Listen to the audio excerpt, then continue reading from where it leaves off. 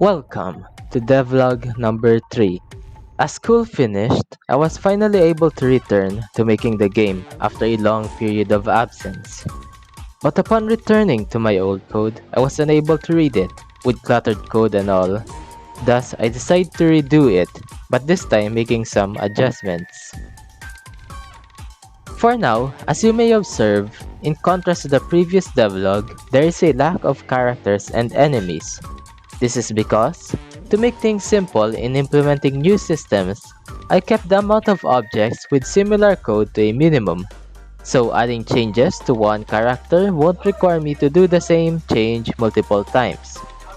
So for now, there will only be one character and one enemy, and to quickly test some other features, the amount of enemies are also significantly reduced. So now, on with the changes made. First off, level structure.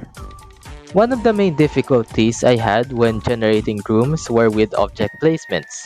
With placing objects in a random manner, there are limits to what I can do to avoid blocking up paths or overall making the room playable. So for this, I decided to create room templates instead of randomly generating them.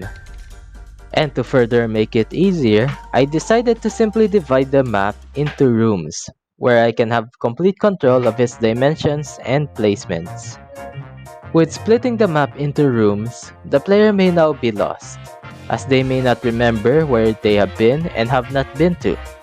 So for this, I added a minimap which can be seen at the top right corner to help keep the players aware of where they are in the level and the overall level structure. Next major changes are the items. Besides tickets that were introduced in previous devlogs, items that grant temporary buffs and passive effects has been added. Consumables with multiple stacks are shown with times n by their icons, and using these will of course reduce the number by 1. For passive items, their effects are automatically activated when the right conditions are met, and some disappear when used.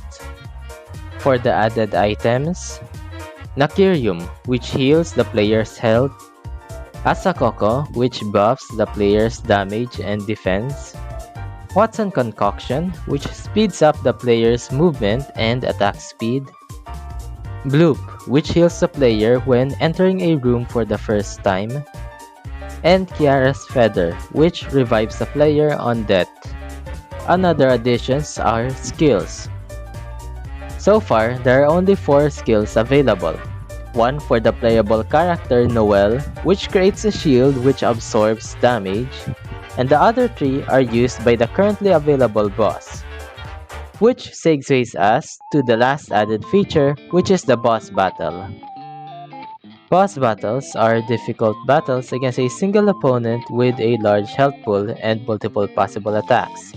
Their HP are displayed at the bottom by a large health meter.